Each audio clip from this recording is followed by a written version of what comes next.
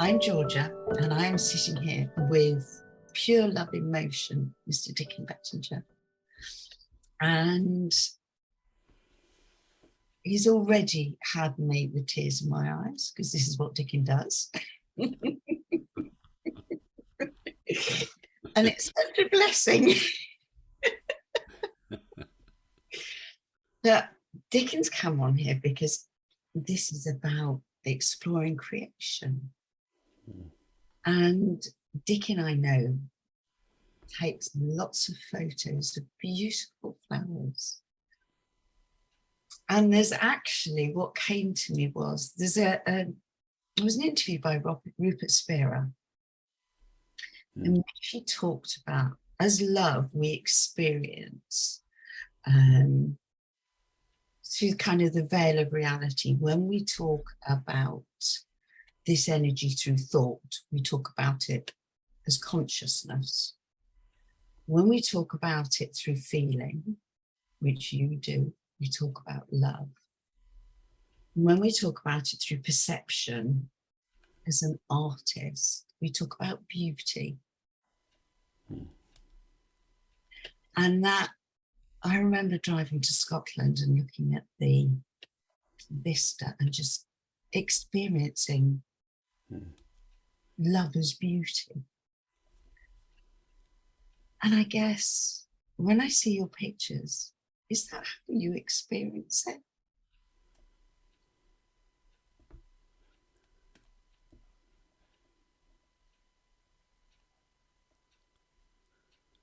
I think it's our nature to experience life that way.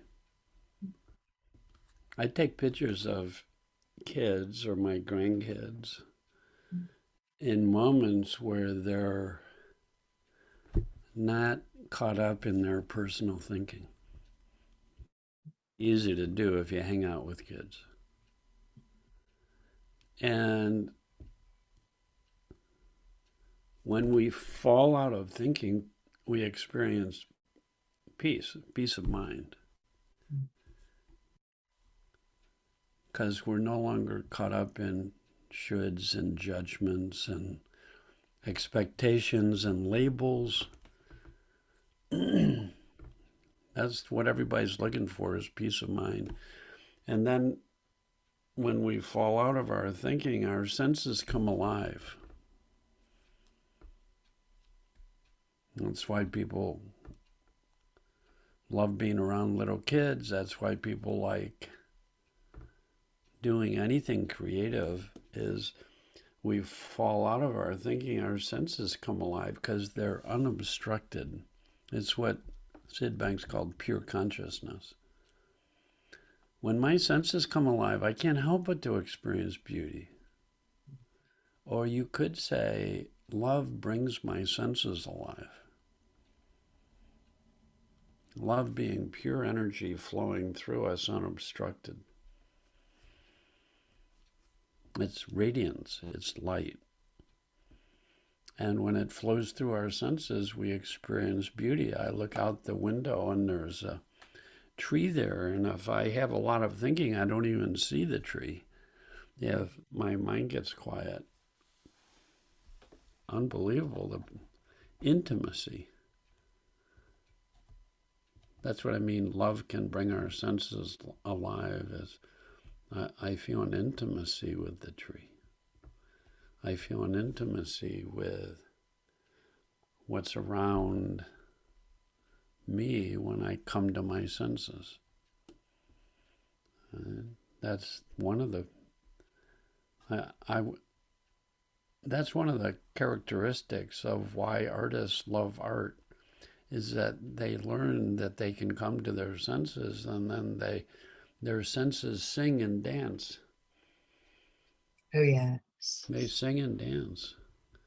My wife's an artist, and that's what she does. She goes through life, and when her mind gets quiet, she sees beauty everywhere, and she's just being hit by this beauty. And then she goes into her studio and she tells me she won't start painting until she's in that feeling. It's fascinating because I paint too. Mm. And I can feel, and I don't know if Cozy maybe does this, I can feel something, and it may take a day, it may take a week, something cooking. Mm. And then there's just a moment where, oh, it's cooked, it's done, it's ready to come out the oven now. And Yeah, it wants to go on the canvas. yeah, yeah. And when I become involved in how it wants to come out, it's like there's a cessation of it flowing. And then when I go, okay, no, shut up, just go with the feel. Yeah. And of course, it just flows again. Yeah.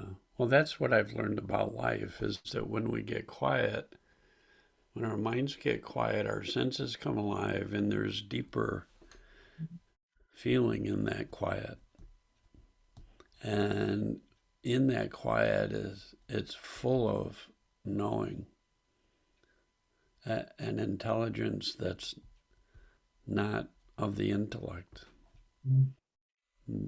that allows us to just move through life gracefully no matter what circumstance or situation, no matter what's going on. Then we just become one with the dance. So you and I were talking about as our very nature is creative. It cracks me up when someone says I'm not creative. It just it cracks me up because in every moment we're creating experience, the experience we're living in. And anytime someone is quiet, they get new and fresh Yeah. feeling, perception, thinking. So we can access directly creative spirit because that's our nature. It was interesting. I had a chat with Linda Sandel Pettit the other day. I've done a number of courses with Linda. And we also have the same, who I know you know, Jules Swales, who I Yeah. just adore. I love her to pieces. But she was saying, I didn't think I was creative until I was 50. And her process had been, she'd been a graphic designer, a journalist, Yeah. all sorts of stuff. And she said, I just didn't see it. Because, of course, we put creativity down to painting and writing or sculpturing and whatever. And we miss the point that if I'm doing a computer program, it's still creation at times.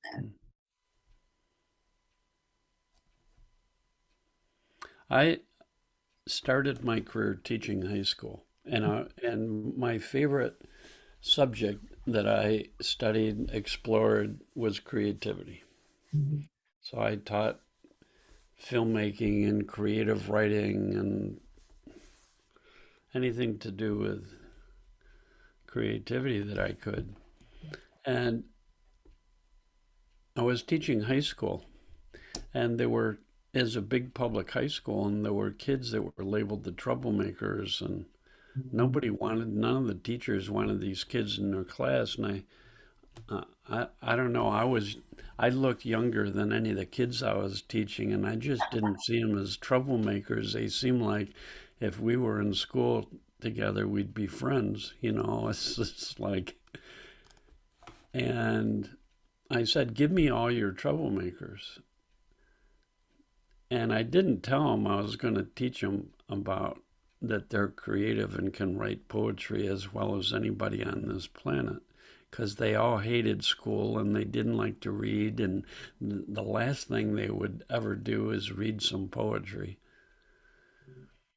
So I said, I come into the classroom and I got like 30 kids, and I say, okay, you guys, I know you don't like school and you've been working really hard. Let's take some time off. And I turned off the light and I said, close your eyes And I took them on a relaxation journey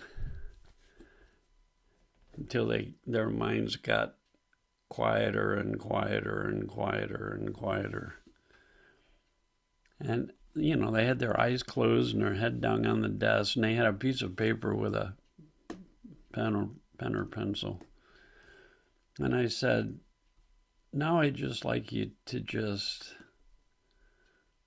enjoy the feeling that you're in right now and just wait for a little bit, and a word will occur to you out of the blue. Don't think about it. Don't judge it. No matter what the word is, open your eyes just enough to write the word down on your paper and close your eyes again.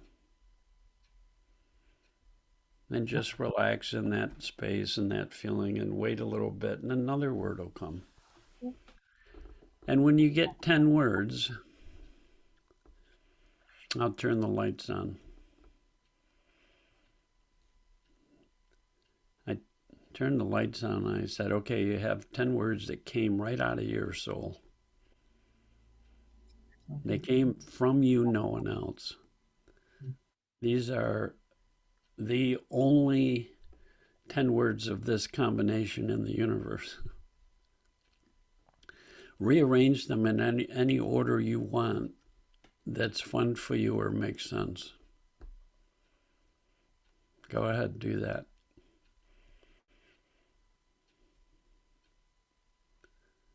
Who'd like to read their 10 words?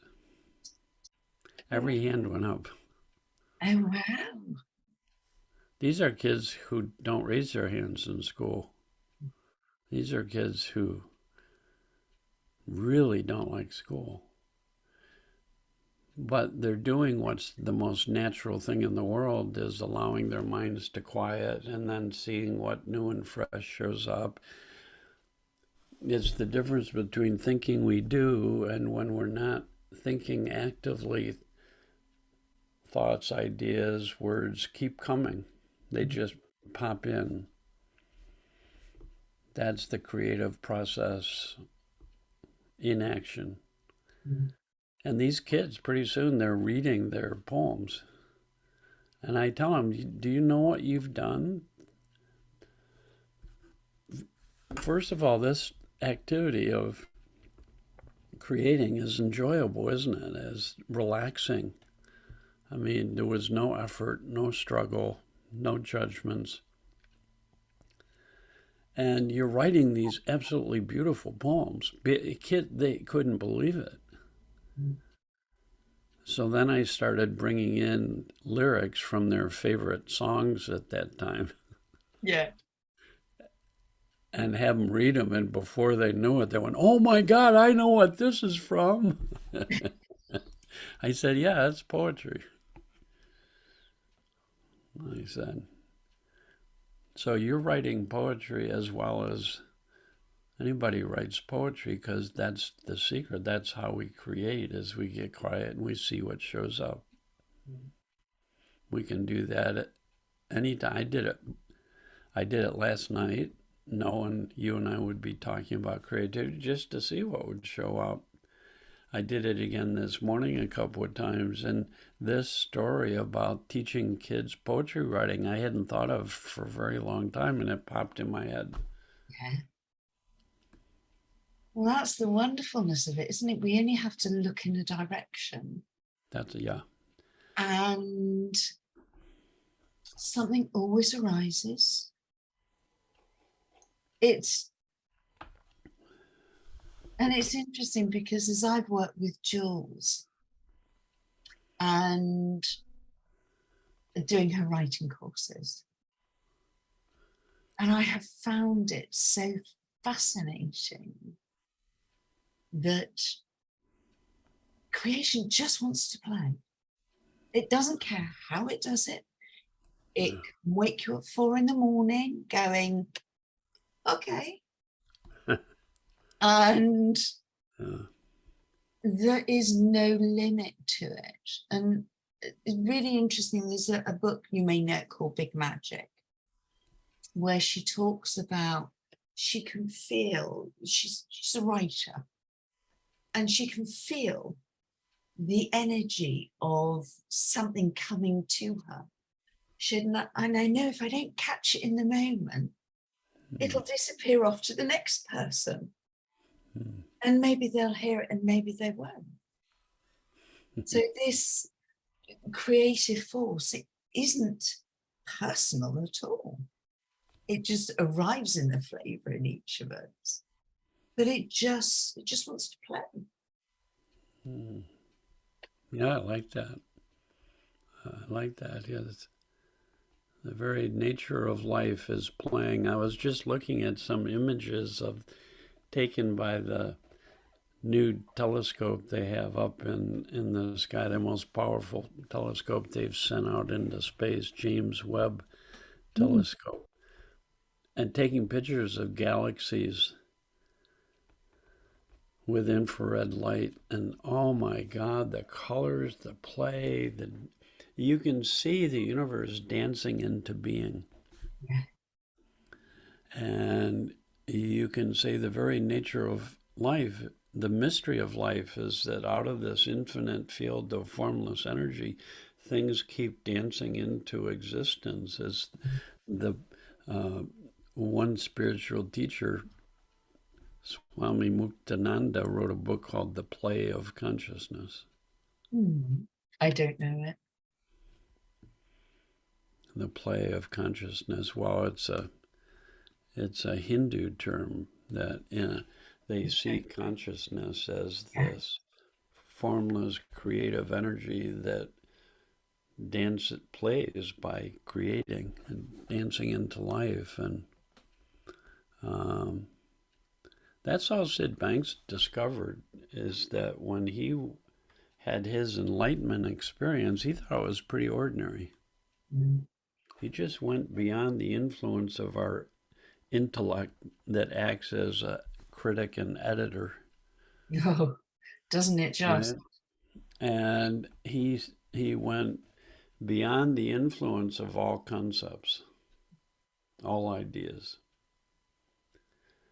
And it was just a quiet, vast, spacious space. And so there was enormous silence, and there was this feeling of being connected intimately with all of life, being part of the play, part of the dance. And there was also this incredible intuitive knowing. So the very essence of life, the very essence of who we are, is silence, feeling, and knowing. And he says those are the three principles. That's our foundation. It's out of this silent, feeling, knowing space. The knowing space has been called consciousness for centuries by people because it's aware and knowing.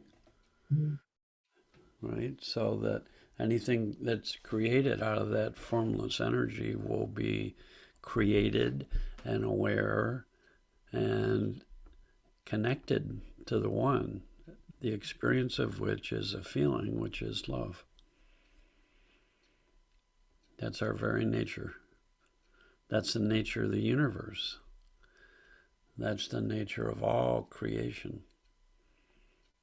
So every bit of creation has to do with looking in the direction of this inner quiet.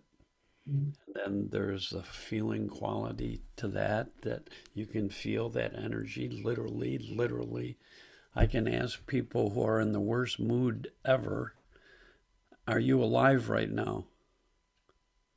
And they go, yes, I am. I say, how do you know?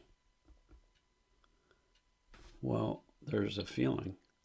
In order to access that feeling, you have to stop thinking, or you can't tell if you're alive in this moment. There's a feeling that's alive. It doesn't matter what mood you're in. It doesn't matter what's going on in your life, we can look in the direction of that quiet, that feeling, and then in that, we come alive, our senses come alive, and our knowing comes alive. I used to tell my daughter, you only have to know two things to do well in life.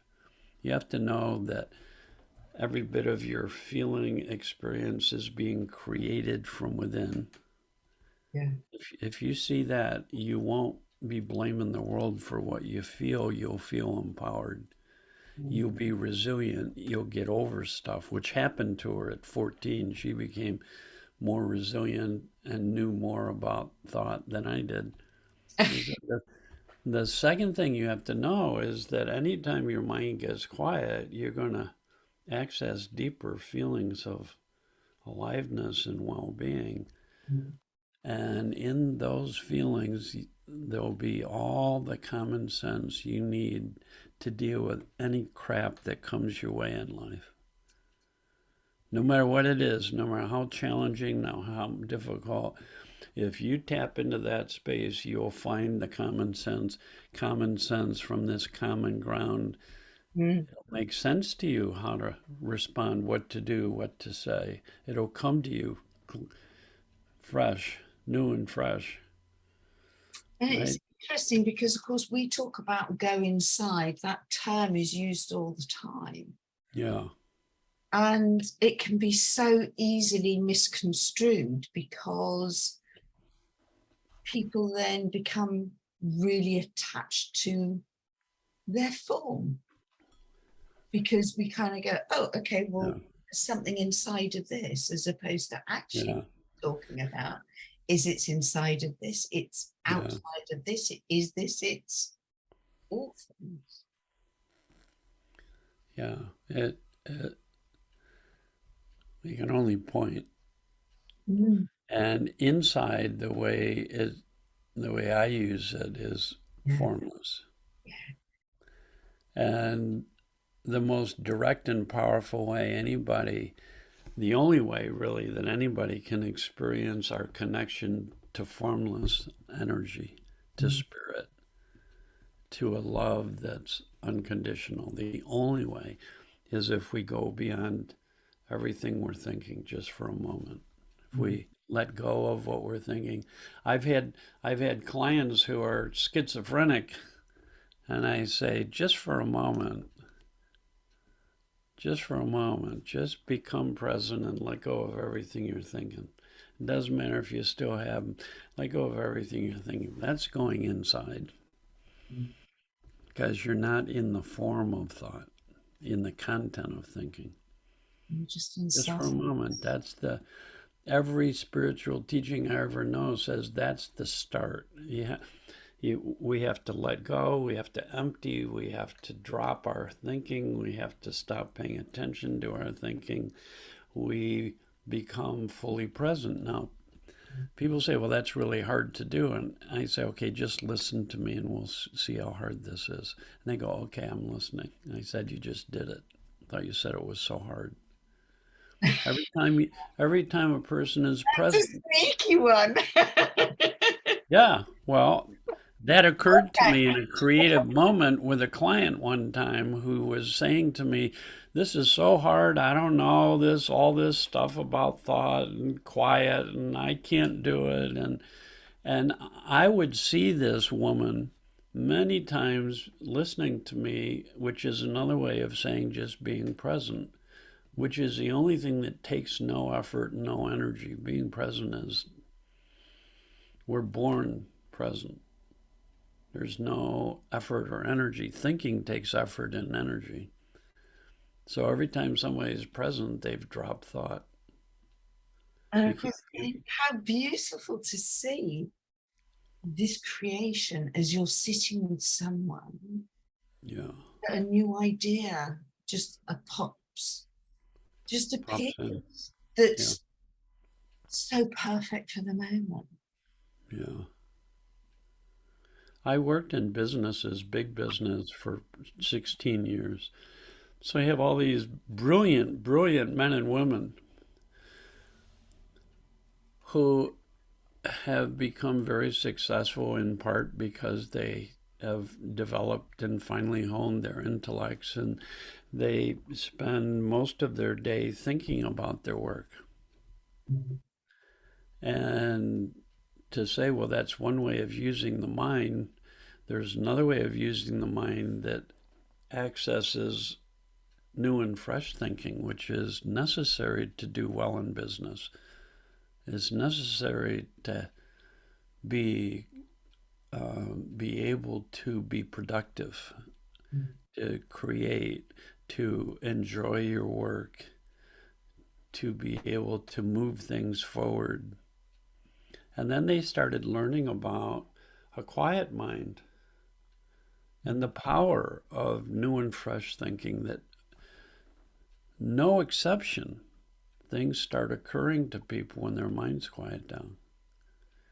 And that's where we get our best ideas, our best thinking. And it doesn't come from the intellect, it comes from another dimension of our mind. It's the same mind, but just a different dimension of the same mind. Because also when we're so caught up and busy in our head, Hmm. we can't hear anything else. Yeah, So right. actually we have to drop quiet. Yeah. So then you find a balance between the intellect and wisdom. And of All course, artists do that. I will do. beautifully linked together, aren't they? I mean, they Yeah, they they are. they flatter and work, and life is well lived when Yeah. you're using them both. Yeah. That's the human and the being aligned. That's what Sid would call, we can use our intellect wisely Mm. or unwisely because it's a tool. And when we use it unwisely, we start feeling tension, stress, pressure, anxiety. You can feel it. That's just a signal you're getting out of balance and you're trying to use your intellect without having the balanced Mm. with wisdom. And it's an invitation. And stress is a good thing. It lets us know when it's time to disengage from our intellect and see what wisdom has on offer. Yeah. I know when I started writing with Jules, and when you come into this understanding that you kind of go, there's a, as a novice, okay, I know you're so well past this, but coming into it and going, oh, I can't look back there because that doesn't exist. Mm. So actually, when coming into writing and having to look back there, you have this two voices of, well, that's what I want to use, but I don't go back there. So Yeah. it was really fascinating learning to trust that actually you Mm. use your past, not be it. Yeah. Well, as soon as we think, we're in time. Mm. Concepts create time. Immediately, every concept has an opposite. So if there's a here, there's a there. If there's a now, there's a then. That's the nature of concepts. And it's thinking that created the sense of time in people. And there's value in that. And it can be very helpful. There's nothing wrong with that. Mm. But it's also, we can, when we go beyond our thinking, we're going beyond time. So there is no past and there is no future. There's not even a present moment. There's just this as it is. Yeah. And that's where we find well being. That's where we find new and fresh. That's where we find aliveness. And when that's the foundation of how we utilize our intellect, we start using our intellect more wisely. Because it's just a tool. And wisdom knows how to use it wisely. The intellect trying to figure out how to use itself wisely is. I tried that one That for may a be a long bit of a time. paradox. Yeah, yeah, Oh, yeah. how wonderful. Okay, so I didn't, that was just beautiful. That Mm, helped me something. mm. What did you see? I mean, I've had moments where I've gone, excuse my language, often on a course with Michael, where I've gone, holy shit, time doesn't exist. Yeah, But then in the concept of, you know, going back there, that really doesn't exist. yeah, Because back there doesn't exist. yeah. That's right. There is no time, there is no past, there is no future, but we have memories which create the illusion that there's time and a past and future. So this is why Sid says step before time. If you want to discover well-being, if you want to discover spirit, if you want to discover creativity and new and fresh, you have to go beyond time to the timeless now, to the eternal now. Go beyond time, and then there's the spacious presence, and there's the spacious feeling of presence. And in that spacious feeling presence, there's new and fresh knowing, intuitive knowing that guides us through life in a creative way. That's why it's called wisdom. It guides us wisely That's through. the question. I mean, I know Michael often talks about the fact, you know, I'm still having insights, and he's had a huge one recently that has, you know, he still has that, you know, kind of rabbit in car headlights look about him sometimes. Do you still experience them? Well, for me, every time we go beyond concepts, we step within. Mhm. And then we live from within and we see from within and we experience from within. So we're living insightfully.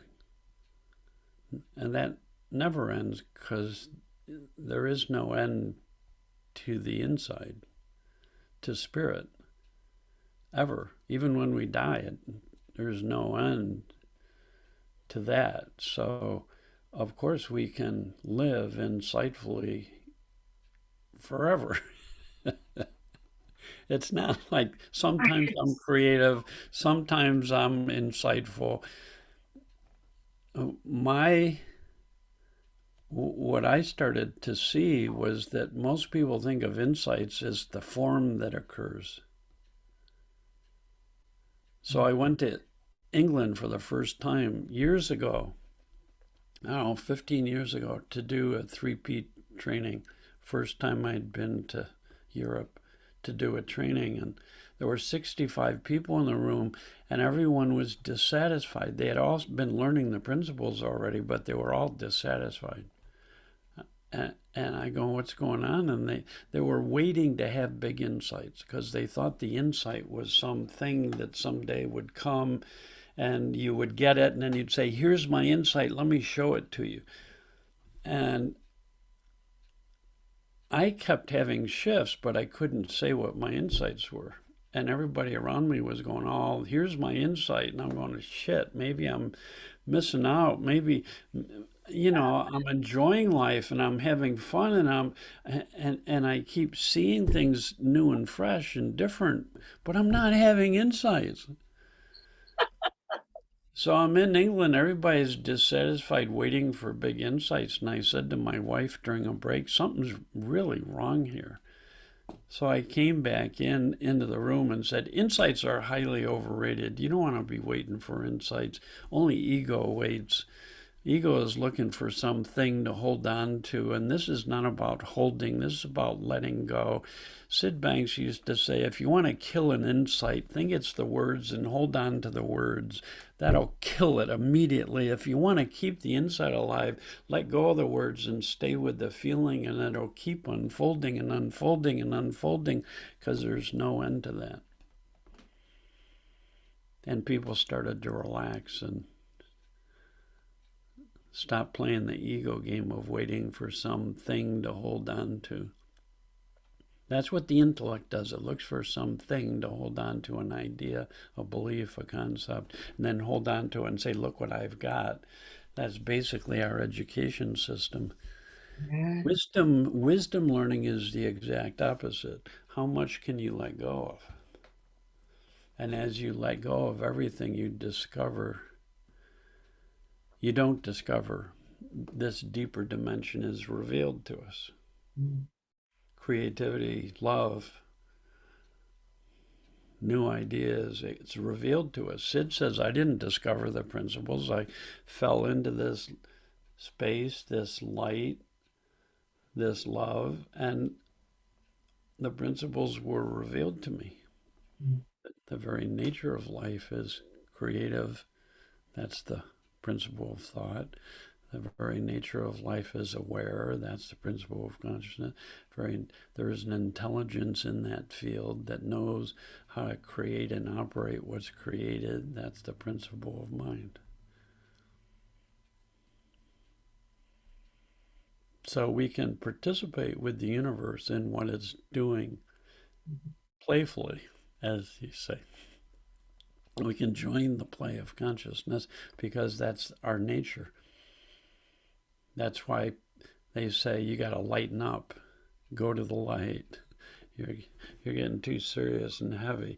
You got to lighten up, and then you become joyful, playful, creative, naturally, because that's the nature of the universe. It's our nature. We are the universe in the way a wave is the ocean. You rock my world. It's fun to go to that place and get our worlds rocked. Yeah. Really, it's, yeah. Thank you, Dicken. You're Before welcome, you've even Georgia. finished your cup of God, coffee. God bless you. This is a great way to start the day, and hanging out with the likes of you who appreciate the playful, creative nature of life. It's like Whatever you put in that coffee, I want a coffee like that, okay? must be the coffee. That's it. Well, to be this awake when you've only just surfaced and to rock my world so completely. Mm. Oh, Dicken, thank you. No, you're welcome, Georgia. Very fun. Thank you. Do you send my love? Have you still got your cockapoo? Yeah. I don't know if you just I assume that was who I heard. What's we he called? do. Oliver. I've got a son called Oliver. He may Yeah, be. so does Michael has a son, Oliver. So it's like I we, think it was the most popular word at a certain stage. well, we named him. My wife, our favorite poet is Mary Oliver, and she died recently. And my wife said, "Well, if I ever have a dog, I'm going to name the dog Oliver." And She lives on in essence. so that's where the name for us, where the name came from, was Mary Oliver's magnificent poet. Thank you. I hope you have a beautiful day. I'm going to go away starstruck. Georgia, you're a delight. I was looking forward to being with you, and this has confirmed it. It's just love. Well, paint on. I will. Yeah. Okay. Take care. Bye bye. Bye bye.